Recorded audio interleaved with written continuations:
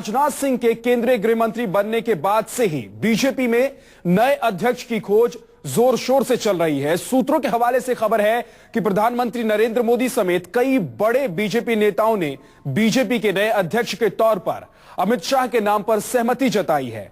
RSS ने भी अमित शाह को बीजेपी का अध्यक्ष बनाए जाने पर मंजूरी दे दी है और माना जा रहा है कि बजट सत्र के पहले कभी भी अमित शाह की अध्यक्ष पद पर ताजपोशी हो सकती है।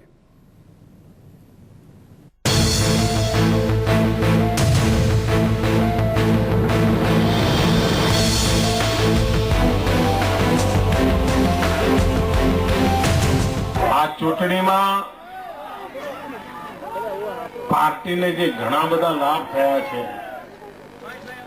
એમાં એક લાભ અમિત શાહ નામનો એક કાર્યકર્તા દેશને મળ્યો છે।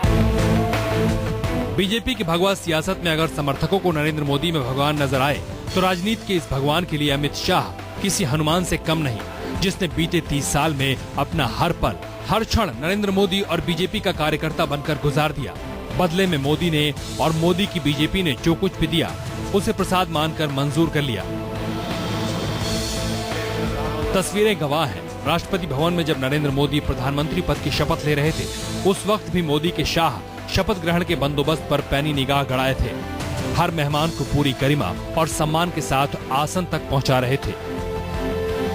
खुद सत्ता के शिखर पर चमकने की आकांक्षा नहीं पाली। नरेंद्र मोदी को शिखर पर देखने के लिए कोई कसर नहीं छोड़ी। मेरी पार्टी डेमोक्रेटिक पार्टी है और मेरी पार्टी बूथ से लेकर राष्ट्रीय अध्यक्ष तक पूरे डेमोक्रेटिक प्रोसेस को ठीक से चलाती है हर 3 साल में।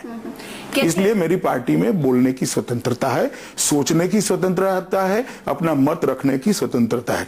निर्णय होने के बाद मेरी पार्टी एकजुट होकर मैदान में उतरती है। बीजेपी और नरेंद्र मोदी के लिए समर्पित कार्यकर्ताओं की टोली में यूं ही अमित शाह का नाम शुमार नहीं है। सियासत में जब हर कोई खुद की जगह तलाशने में ही अलमस्त है, अमित शाह ने हमेशा साहेब की मर्जी को ही तवज्जो दी। संगठन की सफलता के लिए अपना सब कुछ दांव पर बिछा दिया। अमित शाह के समर्थक नरेंद्र मोदी के बाद गुजरात के मुख्यमंत्री की कुर्सी पर अमित शाह को बैठा देखना चाहते थे, लेकिन अमित शाह ने कभी भी ये संकेत नहीं दिया कि वो भी मुख्यमंत्री बनने का सपना देख रहे हैं। यूपी की 73 सीटों पर प्रचंड जीत दिलाने के बावजूद अमित शाह ने कभी भी उम्मीद नहीं पाली कि वो भी मोदी सरकार में मंत्रिमंडल में शामिल हो सकते हैं। बड़ी ही विनम्रता से अमित शाह ने पहले की तरह ही अपना भविष्य मोदी समेत बीजेपी और संघ के बड़े नेताओं के हाथ में छोड़ दिया। 26 मई को आयोजित शपथ ग्रहण में मोदी के मंत्रिमंडल के चेहरों के सामने आने के पहले तक कयास थे नरेंद्र मोदी अमित शाह को भी केंद्रीय मंत्रिमंडल में जगह देंगे, लेकिन अमित शाह का नाम मंत्रियों की सूची से नदारद दिखा, क्योंकि बीजेपी और आरएसएस के रणनीतिकारों ने उनके लिए दूसरी भूमिका के बारे में पहले ही सोच लिया था। बीजेपी में एक व्यक्ति एक पद के सिद्धांत के तहत मंत्रिमंडल में शामिल होने के बाद अध्यक्ष पद से राजनाथ सिंह की विदाई की तारीख भी तय हो गई, लेकिन नए पार्टी अध्यक्ष की खोज होने तक राजनाथ सिंह को अध्यक्ष पद पर बने रहने को कहा गया। सूत्रों का कहना है कि बीजेपी के बड़े नेताओं ने करीब बीजेपी अध्यक्ष के लिए अमित शाह के नाम पर मंजूरी दे दी है। आरएसएस के बड़े नेताओं ने भी बीजेपी अध्यक्ष के लिए अमित शाह के नाम पर मुहर लगा दी है, जिसकी एक बड़ी वजह यह भी है कि संगठन और सरकार के बीच तालमेल में कभी कोई गड़बड़ी न हो। माना जा रहा है कि अगले कुछ दिनों में बीजेपी अध्यक्ष राजनाथ सिंह के त्याग पत्र के साथ ही अमित शाह की बीजेपी अध्यक्ष पद पर ताजपोशी हो जाएगी। इसके पहले बीजेपी अध्यक्ष पद के लिए कई नामों पर मंथन चला था। अध्यक्ष पद की दौड़ में हिमाचल प्रदेश से बीजेपी नेता जगत प्रकाश नड्डा, राजस्थान के बीजेपी नेता ओम माथुर के नामों पर भी बीजेपी के भीतर सहमति बनाने की कोशिशें हुई। हालांकि दोनों चेहरों में करिश्माई नेतृत्व के अभाव ने खुद ही अमित शाह के लिए रास्ता मुफीद कर दिया। इसी साल महाराष्ट्र, हरियाणा, झारखंड और जम्मू कश्मीर के विधानसभा चुनाव के लिए भी बीजेपी नेताओं ने करिश्माई संगठनकर्ता की जरूरत पर जोर दिया। कहते हैं कि 25 जून को नरेंद्र मोदी के साथ अरुण जेटली, नितिन गडकरी और राजनाथ सिंह की बैठक में अमित शाह के नाम पर मुहर लग गई, जिनकी काबिलियत की तारीफ चुनाव जीतने के बाद खुद नरेंद्र मोदी ने कई बार की। ये अमित शाह ही थे जिन्होंने यूपी में विपक्ष की सारी किलेबंदी को अपने रणकौशल और मोदी को वाराणसी लोकसभा सीट से चुनाव लड़ाने के अचूक फैसले से धराशायी कर दिया। साफ है, जैसे बीजेपी की सियासत नरेंद्र मोदी के बगैर अधूरी हो चुकी है, वैसे ही नरेंद्र मोदी के राजनीतिक मिशन के लिए अमित शाह भी अनिवार्य जरूरत बनकर खड़े हो चुके हैं। नरेंद्र मोदी के प्रधानमंत्री बनने के साथ ही उनके सबसे बड़े सिपहसालार अमित शाह की भूमिका में बदलाव की बुनियाद तैयार हो गई थी। अब कार्यकर्ता इस बात का इंतजार कर रहे हैं कि कब अध्यक्ष पद पर अमित शाह की ताजपोशी होगी और कब सत्ता के हिसाब से संगठन का नया ढांचा खड़ा होगा। अहमदाबाद से भूपेंद्र सिंह और कैमरामैन मस्तान सिंह के साथ अमित कुमार, दिल्ली, न्यूज़ 24। गुजरात के एक बड़े रईस कारोबारी जैन परिवार में पैदा हुए अमित शाह की सियासी किस्मत नरेंद्र मोदी से मुलाकात के बाद ही जगी।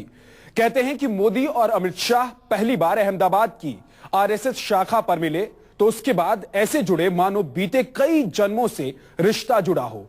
मोदी के मुख्यमंत्री बनने से प्रधानमंत्री बनने तक हर पन्ने पर अमित शाह की छाप साफ दिखाई देती है।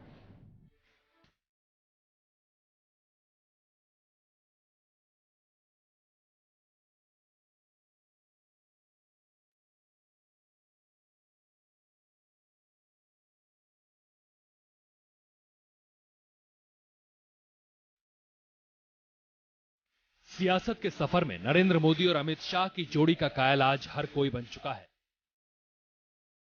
मोदी के भरोसे को अमित शाह के जरिए नया मुकाम मिला है, क्योंकि मोदी का जो सिक्का गुजरात में चला, उसी सिक्के ने मोदी के लिए यूपी की राजनीति में नई इबारत लिख दी। मोदी राष्ट्रीय राजनीति के क्षितिज पर धूमकेतु की तरह चमक रहे हैं, तो उनके सबसे बड़े रणनीतिक सहयोगी की जिंदगी का मानो सबसे बड़ा मिशन पूरा हो चुका है। वो मिशन जिसके लिए अमित शाह ने अपनी जवानी, जिंदगी का हर पल, हर पन्ना मोदी के नाम कुर्बान कर दिया। तो जब भी नरेंद्र मोदी के अपने पॉलिटिकल करियर में जब भी क्राइसिस आए या कभी भी प्रॉब्लम्स आए, तो अमित शाह हमेशा एक बहुत बड़ा छाया बन के उनके साथ रहे। अमित शाह की खासियत यही है कि वो एक संगठन का बहुत माहिर आदमी है, और जब उन्होंने यूपी में जो काम कर दिखाया तो स्ट्रेटेजी मेकर के हिसाब से पास हो गए, पास नहीं हो गए, डिस्टिंक्शन मार्क्स के साथ पास हो गए, तो उसका कद बहुत बड़ा हो गया और वो ऑल इंडिया कक्षा का एक लीडर बन गया। लोकसभा के सियासी रण में जमकर अमित शाह ने पसीना बहाया। यूपी का प्रभारी बनने के बाद गांव, शहरों की धूल फांकी, मेहनत के जरिए सियासत में नया मुकाम हासिल किया। चुनावी युद्ध में वार प्रतिवार हुए तो अमित शाह ने उसी तरह खुद पर मुकदमे झेले, जैसे वो गुजरात में मोदी के लिए सुरक्षा कवच बनकर उभरे। यूपी की राजनीति में तलवार की धार पर चलकर अमित शाह ने मोदी की हवा को जन भावनाओं के उस प्रचंड तूफान में तब्दील कर दिया, जो राम मंदिर आंदोलन की प्रचंड लहर में भी नहीं देखा गया। जिन्होंने हमारे समाज का अपमान किया, जिन्होंने हमारे समाज के लोगों की हत्या की, युवकों को मौत के घाट उतार दिया, उन लोगों के साथ बैठकर कभी हमारा सम्मान बढ़ सकता है क्या? आग पर चलकर यूपी में मोदी की आकांक्षाओं को अमित शाह ने परवान चढ़ाया। 80 लोकसभा सीटों पर चुनाव लड़ने के लिए कुशल उम्मीदवारों की फहरिस्त तैयार की। बीजेपी में अंदर खाने पिता के साथ बेटों की पलने वाली सियासत पर लगाम लगाई। यूपी में समाजवादी पार्टी, बीएसपी और कांग्रेस के नेताओं की हर रणनीति की लोकसभा स्तर पर काट तैयार की। प्रत्याशियों के चयन में कार्यकर्ताओं को तवज्जो दी। आरएसएस के रणनीतिकारों के हर निर्देश पर अमल किया। मोदी की प्रचार रणनीति को पूरब से पश्चिम तक ऐसा गूंथा कि विरोधियों के सारे दांव चारों खाने चित हो गए। राष्ट्रीय अध्यक्ष जो भी बनेगा, भारतीय जनता पार्टी को आगे ही ले जाएगा। जहां तक अमित शाह जी के बनने का प्रश्न है, अभी घोषणा हो जाए, निर्णय हो जाए, तब हम इसको स्वीकार करेंगे। यूपी में मरणासन्न बीजेपी को मोदी की हवा में संजीवनी देने का काम अमित शाह ने भरपूर किया, तो अपनी संगठन कुशलता को भी गुजरात के बाहर साबित कर दिया कि यूं ही वो नरेंद्र मोदी की नजरों के नूर नहीं है।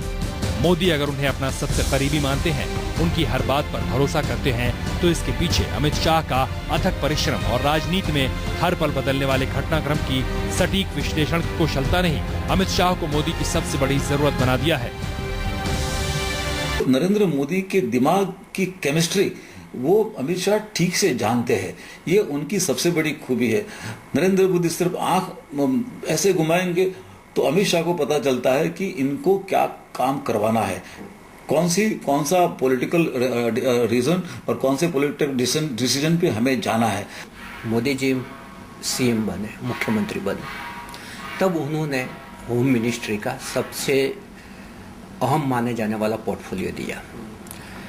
वैसे आप थोड़े और पास्ट में जाइए तो सालों से वो मोदी जी के साथ जुड़े हुए थे। मोदी जी का बहुत विश्वासु आदमी माना जाने वाला जाते थे, और जब उसको होम मिनिस्ट्री दी गई तब से यह भी प्रूव हो गया कि उसके ऊपर सबसे ज्यादा विश्वास है। नरेंद्र मोदी और अमित शाह की जोड़ी ने गुजरात को बीजेपी के गढ़ में तब्दील किया, तो इस जोड़ी के बनने की कहानी भी जानकार सुनाते हैं। शुरुआत अहमदाबाद की संघ शाखा से होती है, जब नरेंद्र मोदी बतौर प्रचारक अहमदाबाद के मानसा जाते थे। वहीं करीब 35 साल पहले अमित शाह से मोदी की मुलाकात हुई। तब मोदी 30 साल के थे और अमित शाह करीब 15 साल के। मोदी बेहद गरीब परिवार से निकलकर बतौर आरएसएस प्रचारक जिंदगी बिता रहे थे। इधर अमित शाह के घर में बचपन से ही लक्ष्मी मेहरबान थी। मानसा के संपन्न कारोबारी जैन परिवार में अमित शाह का जन्म हुआ। उनके पिता अनिल चंद्र शाह का कारोबार अमेरिका से अहमदाबाद तक फैला हुआ था। अमित शाह की असल राजनीति कॉलेज जीवन से शुरू हुई, जहां नरेंद्र मोदी की प्रेरणा से वो अखिल भारतीय विद्यार्थी परिषद में शामिल हुए।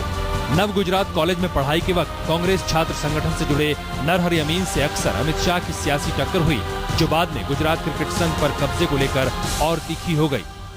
जब अपने कॉलेज काल में थे, नवगुजरात कॉलेज में पढ़ रहे थे, तब से ही उसको राजनीति का लगाव था। वो एबीवीपी अखिल भारतीय विद्यार्थी परिषद के साथ जुड़े हुए थे। उस वक्त कांग्रेस का जो नरहरि भाई अमीन है वो जीएस थे, और उसके सामने वो अपनी जगह बना रहे थे। और तब से ही वो भाजपा के जो विचारधारा है उसके रंग में रंगे आगे चले गए। तब से ही वो भाजपा के जो विचारधारा है उसके रंग में रंगे आगे चले गए। दिमागी तौर पर बचपन से ही बेहद तेज अमित शाह ने बायोकेमिस्ट्री में स्नातक परीक्षा पास की, लेकिन नरेंद्र मोदी से मुलाकात के बाद से ही उनके दिमाग में सियासी केमिस्ट्री बैठ चुकी थी। 1984 में नरेंद्र मोदी को आरएसएस ने बीजेपी का काम करने को कहा, तो अमित शाह ने भी मोदी को अपने मन की बात बता दी। लिहाजा मोदी ने उस वक्त के बीजेपी नेता शंकर सिंह वाघेला के जरिए अमित शाह को अहमदाबाद की बीजेपी यूनिट में सक्रिय कर दिया।